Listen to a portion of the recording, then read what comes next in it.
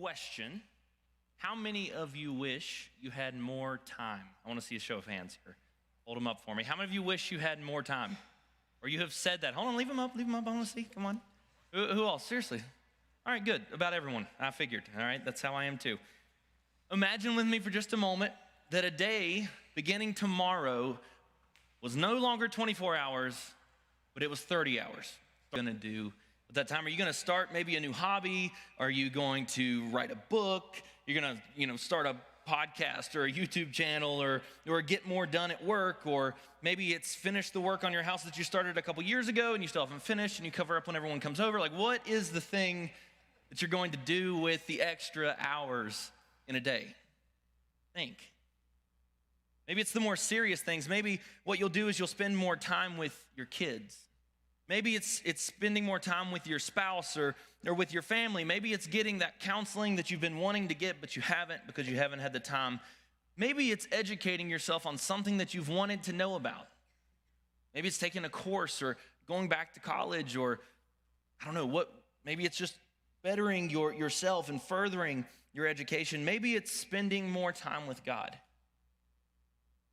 Maybe for you it's being discipled. Or maybe even it's making disciples. If you had 6 extra hours a day, what would you do with it? If you listen and apply what we're going to talk about this morning, you're not going to have any extra time. But I promise you it will feel like it.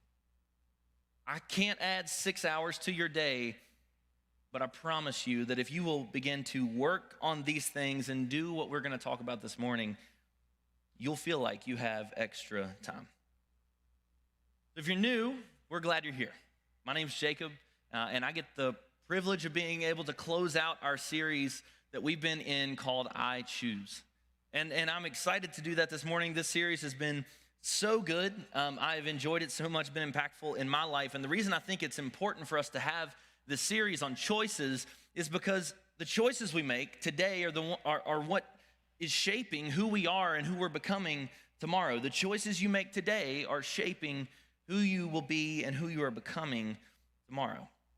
And today we're talking about the last of those 4 choices that we're talking about. And our story comes from Luke chapter 10, verse 38 through 42.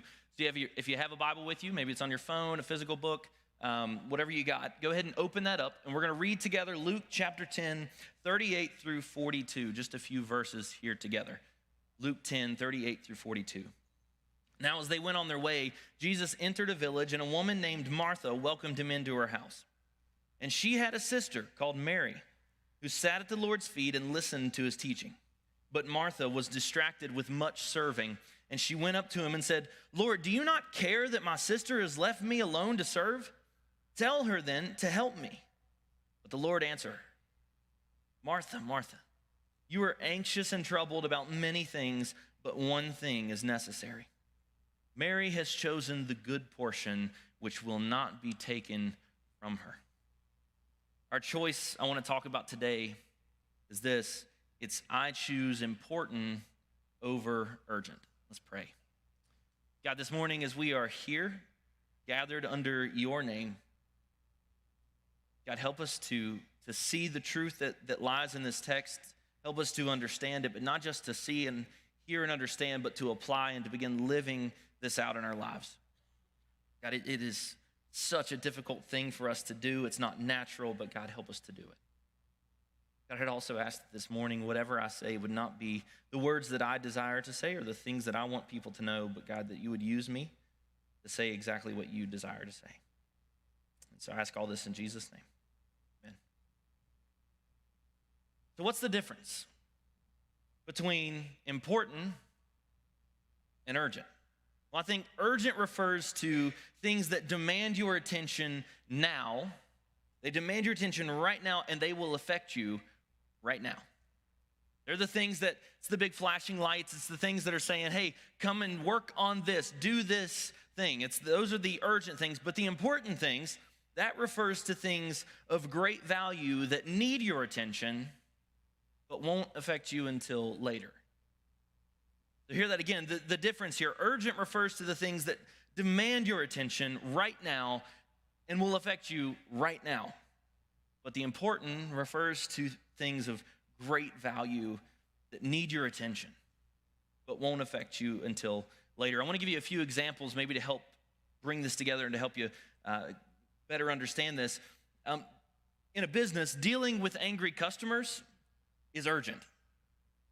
Creating systems to prevent angry customers is important. Complete engine failure in your car is urgent. But changing the oil to prevent engine failure is important.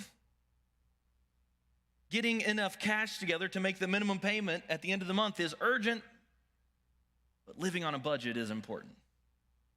You get what I'm saying? You see are you starting to see the difference between important and urgent? When I was growing up, my mom was very particular about our house. And let me tell you, that thing was spotless all the time. I don't understand how. It was me and 2 younger brothers who are also boys, and that thing was always spotless. It was crazy, right? But I remember, like, if I wanted to have a friend over, we had to ask, like, the day before, not, like, the day of, because we had to have time to, clean and stuff. Or if we were having an event, we would clean before that if we were going to host something at the house. But I'm pretty sure that you could have wiped, took a white glove and wiped anywhere, and you wouldn't have found dust even before we started cleaning. I mean, it was spotless. And you know what? Now I am the same way. I like to have I like to have a clean house. I like to have it clean when people come over. And maybe you're like that too. And that's how Martha is. Martha is apparently just like this. She wants everything to be spotless and perfect, but not just in the preparation. She wanted it all to be perfect the whole time that the guests were in her home. Listen to what happens in verse 39 and 40. And she had a sister called Mary, who sat at the Lord's feet and listened to his teaching. But Martha was distracted with much serving. Now listen to that contrast again between these two.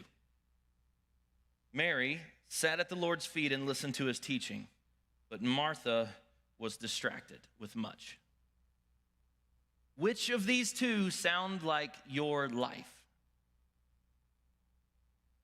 Which of those two do you align with the most? Are you like Mary, who is sitting at the feet of Jesus, resting and listening? Or are you like Martha, who is busy, constantly busy and distracted? Which of those two looks more like your life? And I think if we're honest, Martha is most of us. Martha is most of us.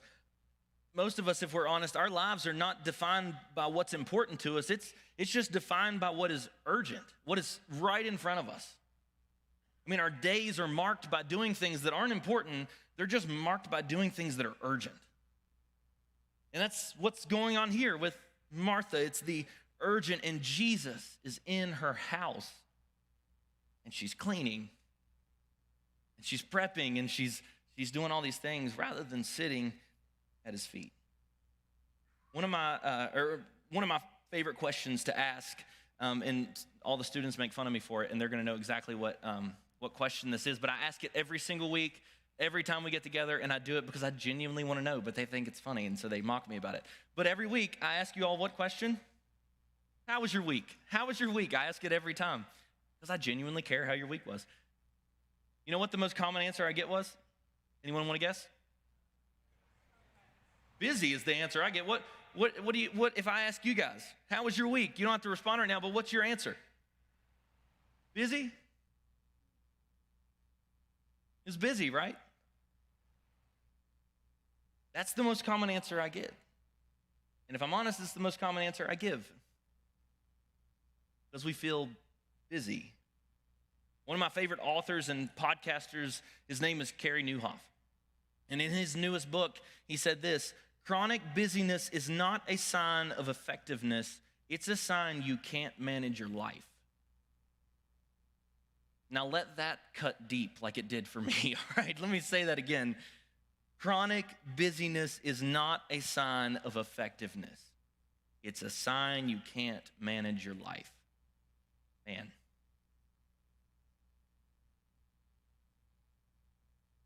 what I see happen most often in myself and others is that we only take action on what's important to us when it moves from being important to being urgent. Your marriage is important to you, but you wait until it's falling apart to strengthen it. Your kids are knowing Jesus is important, but you wait until their senior year of high school to disciple them. Prayer is important, but you only pray when you don't have any other options.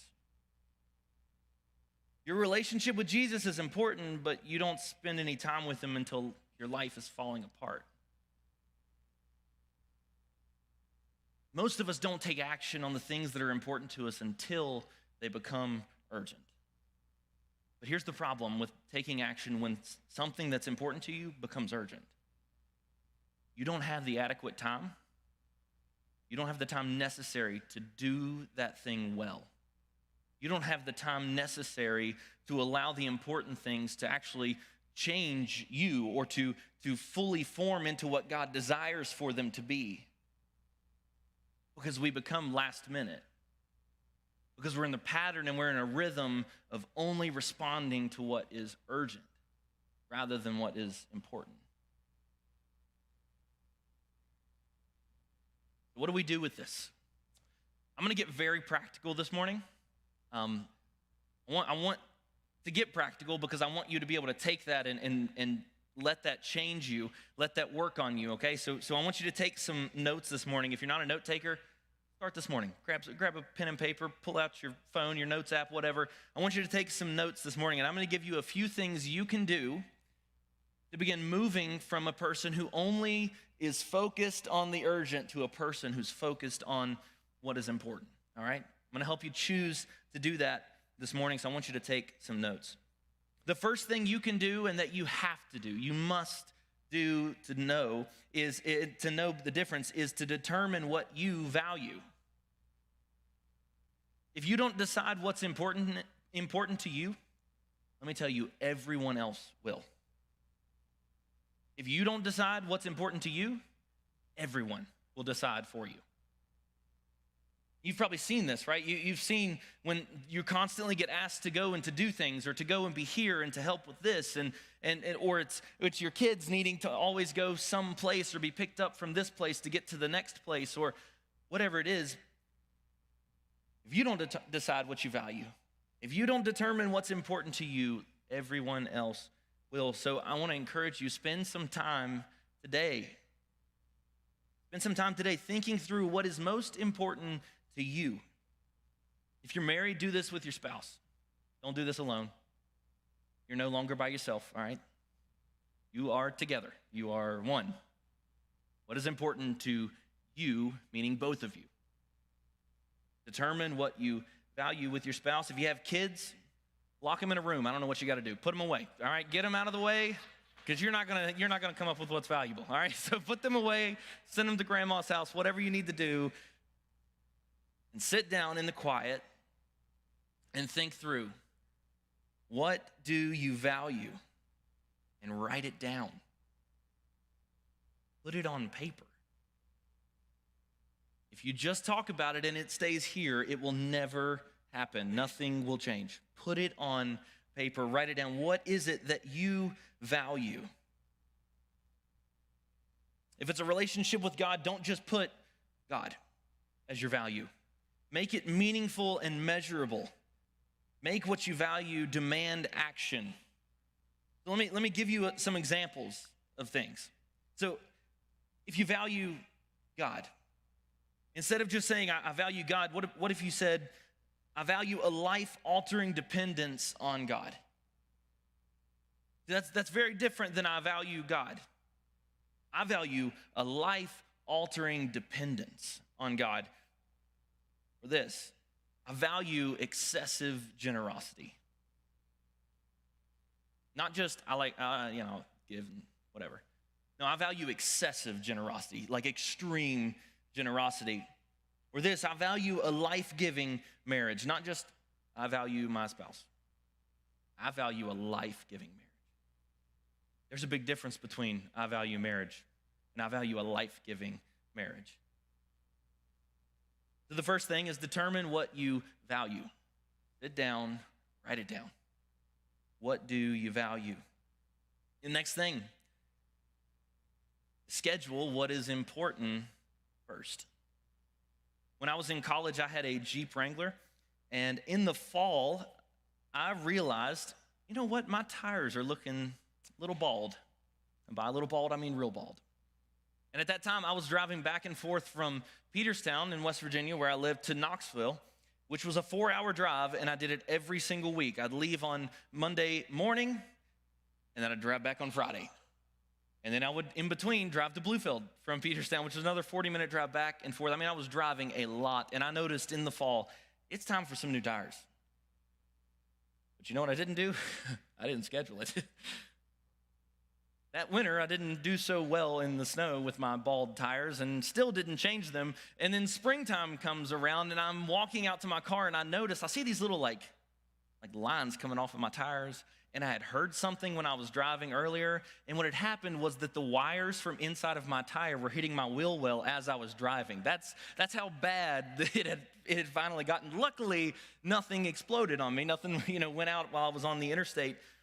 But it had gotten pretty bad, but the reason was that it had gotten to that point was not because I didn't think about it. It wasn't because I didn't want to do it. It didn't have anything to do with desire. The only reason that my tires hadn't changed was because I didn't schedule it. It's the only reason. See, what's important won't schedule itself until it becomes urgent. What is important to you is never going to show up on your calendar until it becomes urgent. Not going to happen. Not going to happen. So instead, what we must do is we must schedule what is important first. First. This weekend, we went to a conference in Atlanta, Georgia, and there was a guy there who spoke. His name was Ben Stewart, and it was a phenomenal message. And one of the things he said was this: where there is no structure and pattern, there is chaos.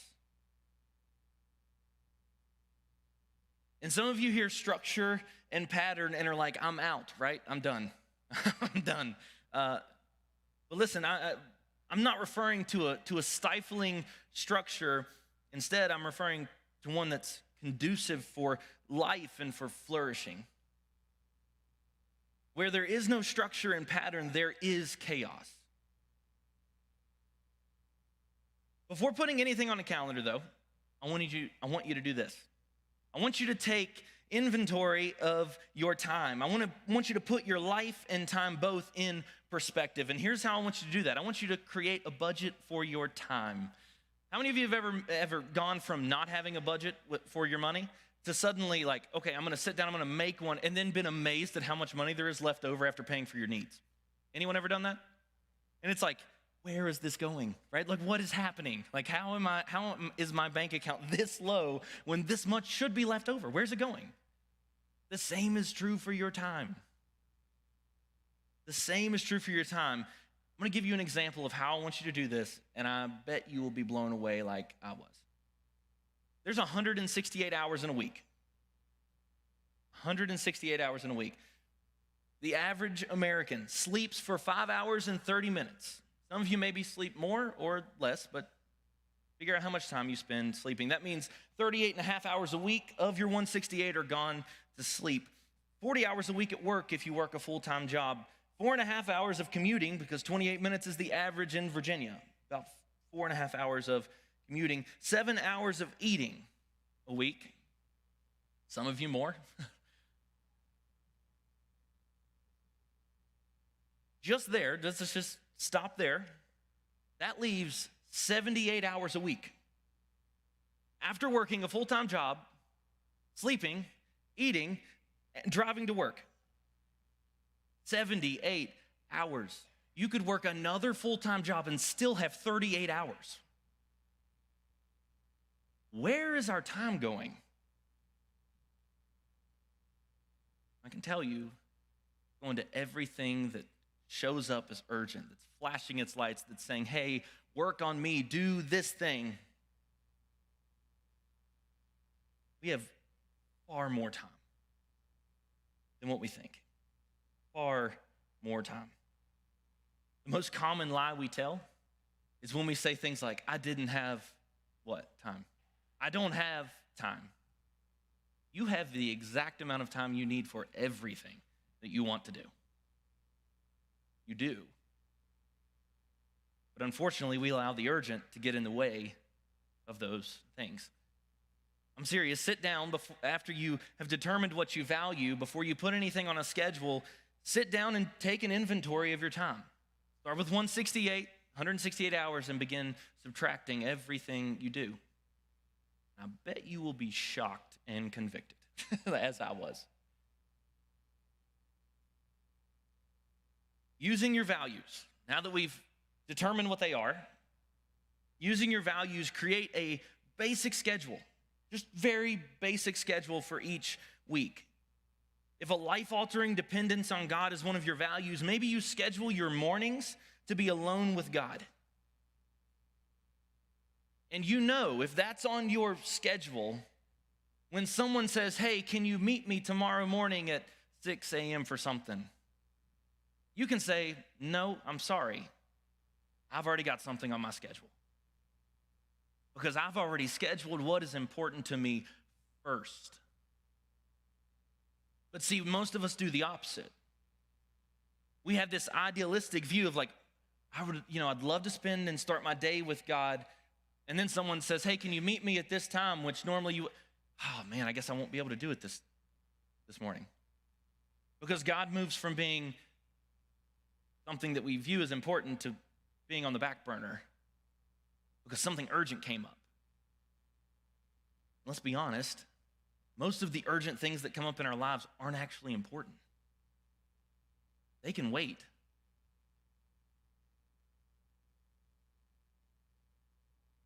If one of your values is a life-giving marriage, maybe you should make Friday nights your date night and be intentional. Married people, let's be real for just a second. Maybe you should start scheduling intimacy.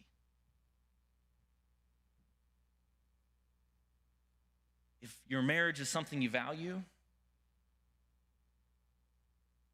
put it on the schedule. Doesn't sound as romantic, but I think we've confused this sporadic nothingness, randomness with romance rather than intentionality with romance. Instead, put it on schedule. Be intentional with what is important. While it may not be one of your values, chores are important, unfortunately. And without a schedule, they will always be urgent. I'm going to give you some things that I want to see. I want you to, let me know if this is you. Do you find yourself only doing the dishes when you don't have a cup to drink out of? Come on. Yeah, I know. That's me, all right? I do that. Well, I don't know what to eat off of, so I guess I should do the dishes. What about doing laundry? You just do the laundry when you run out of socks, right? You're like, I don't have anything to wear this morning. I'm going to have to do the laundry today. What about mowing the yard? You just do it when it becomes embarrassing or you can't walk through the yard anymore, right? My neighbors have got to be wondering what's going on. Does anyone still live there, right? That's got to be happening. Just a few weeks ago, I made a phone call to someone because there was a house. I feel really bad for this. There was a house that looked abandoned to me, all right? And so I called and I said, hey, I'm curious if your property is for sale. And she said, no, why would it be for sale? Like, I thought it was abandoned. And she goes, no, we live there. Oh, my bad. Foot in mouth, all right? I apologize. She didn't schedule her chores, apparently. I don't know. Cleaning the house. It only happens when someone's coming over, right? What if you put even those things on a schedule? Part of the reason there's chaos in your house is because there's no patterns. There's no system to anything. One of the other things that Ben Stewart said in his message while we were at Lyft is this. He said, you are not a victim of your schedule. You get to be the master of it. Let me say that again. You are not a victim of your schedule. You get to be the master of it. And how many times have I heard people, and maybe you have too, say, gosh, I don't know what happened. Like, I just can't do it all. And I just can't be plugged into church because we just have so much going on. And I can't be discipled by someone, and I can't make disciples. I just don't have the time.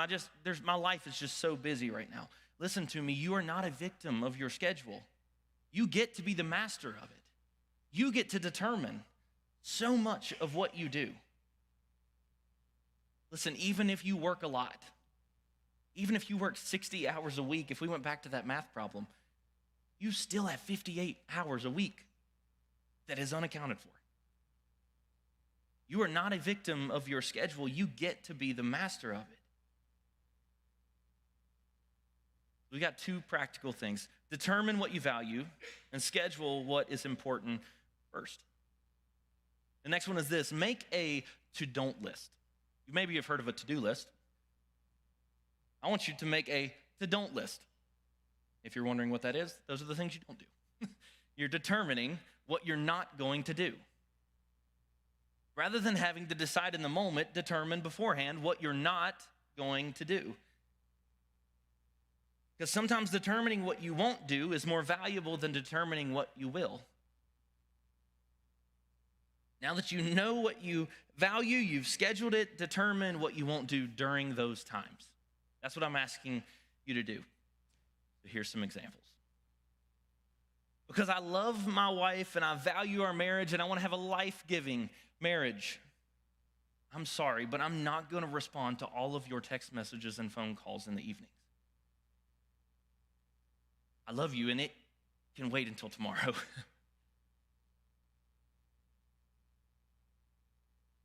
Because I value rest, that means I'm probably not going to show up at every single thing that we get invited to or that we have put on by the church. If I did, I literally wouldn't be able to breathe. But because I value rest and I value my wife, I have to make the decisions of what I will not do during the times that I have set on a schedule. You know what that says to her? I value you. You know, if you value your kids, when you get home from work, put the phone down. Because just as much as for me to not be on my phone the whole time and working when I get home in the evenings and not going to every single event that we do as a church and that we get invited to, I get to say to my wife by doing those things, I value you and I love you. Do you know what you say to your kids every night when you come home and you stay on your phone and numb out on watching TV? I do not value you. You don't say it on purpose. I understand that. But you are telling them they are not what you value. Determine what you value and determine what you won't do during those times. If you value growing in your faith, find someone to disciple you and don't schedule anything else during that time. Don't schedule anything. When someone asks you to do something and it's set during that time, sorry, I already have something scheduled. Because I want to be discipled. I want to grow in my faith. That's the third one. Here's our last one.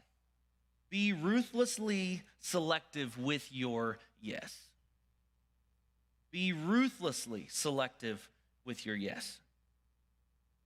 Listen to me, if everything is important to you, nothing is important to you. You hear me? If everything is important, if everything is of equal value and importance, nothing is actually important to you. For something to be important, it has to be of higher value than something else. And if everything is of equal value to you, and so you respond to everything as if you would to the things that should be important to you, nothing is actually important to you. Listen, I used to have a really, really hard time saying no.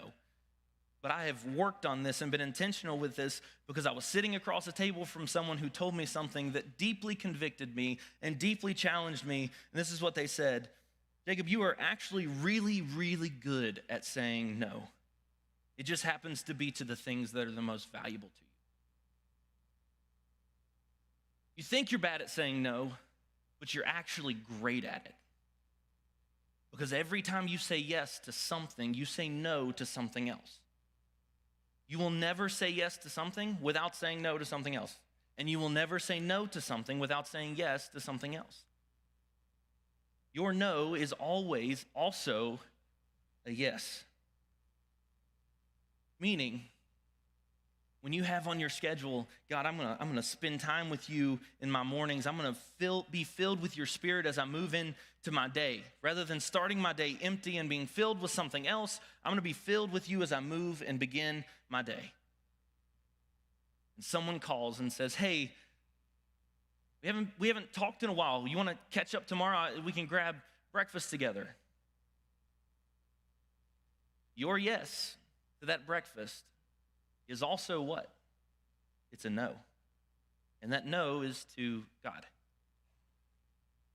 Every time you say yes to something, you say no to something else. Always. Every time. We must learn, as followers of Jesus, to say yes to what is important and no to what is urgent. Or you will always have a life full of regrets and what ifs. When I asked you early in the message, what would you do if you had an extra 6 hours? What are the things that came to mind? Things for your future or things you wish you would have already done?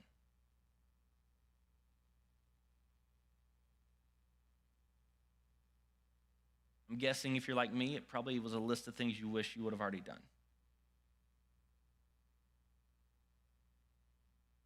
The reason all those things haven't been done is because you have been living a life that is focused on the urgent, rather than a life focused on what is important. But church, if we can get this, if we can understand this, imagine how you would change.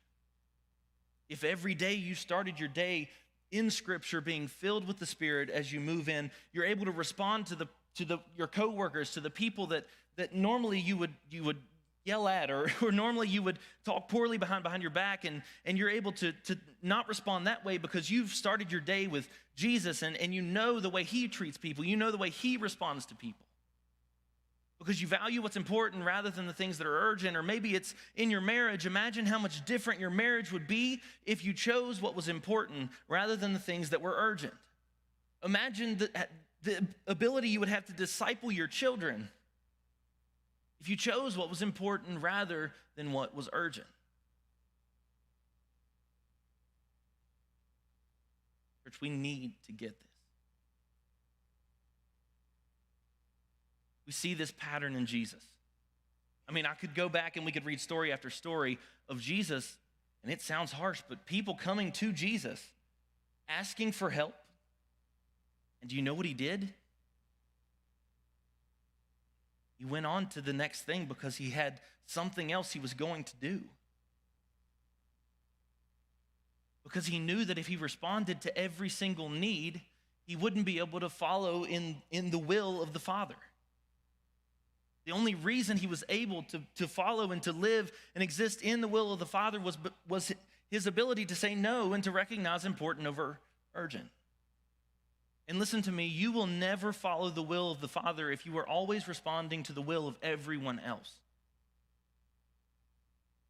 You must determine what is important, what you value, schedule it, put it on a calendar, make your to-don't list, and be ruthlessly selective with your yeses. Church, if we get this, it doesn't just change your life, it changes the lives of the people around you.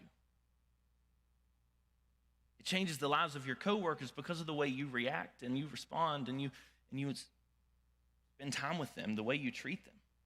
It changes your kids. And this has the potential to change your family tree by choosing what is important over what's urgent. This morning, we're going to sing one last song together. We're going to worship. And during that time, if you want to come and you want to pray, and you're saying, yeah, that's me. My entire life is all about the urgent. And you just want to come and pray, we'd love to pray with you. But also, if you're here this morning and you're going, you know what, I've been thinking about this whole Jesus thing, but I've also got to go to a lunch after this. That's the urgent. Stepping into a relationship with Jesus is important. And those other things can wait. Come and talk to us. We would love to introduce you to a God who is madly in love with you. So much so that Jesus was willing to die on a cross in your place for your sin and resurrect so that you can have new life. We would love to tell you about him. Don't walk away today and do nothing. This is important.